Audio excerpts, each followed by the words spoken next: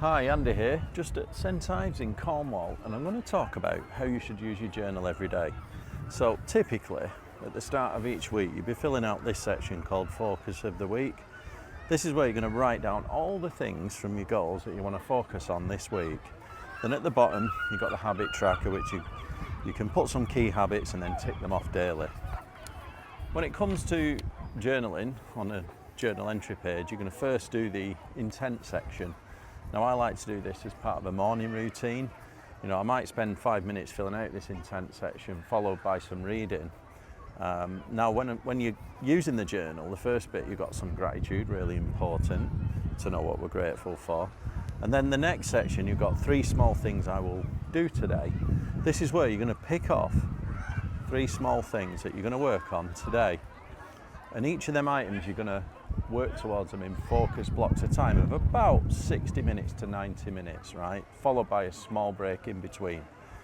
And then down here, we've got some affirmations to set your state. So you fill this out, right? It takes about 5 minutes. Then I would suggest doing some reading. It's very important that you spend a bit of time to yourself each morning, because you're working on your parasympathetic nervous system. You're really calming yourself down before you start work, so that when you go on and you start working on your first item that you got here, you can go into, you can almost work towards that in about 60 minutes to 90 minutes, really focused, deep work, super concentrated.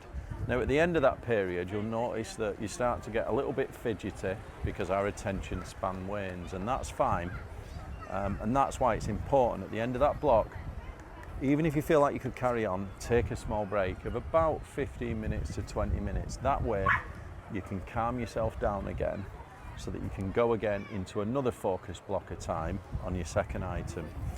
Right? And then you work on your second item 60 minutes to 90 minutes again, followed by a small 15, 20 minute break just to calm yourself. Really try and be in the moment, clear your thoughts, don't start carrying on working. And then finish your last one.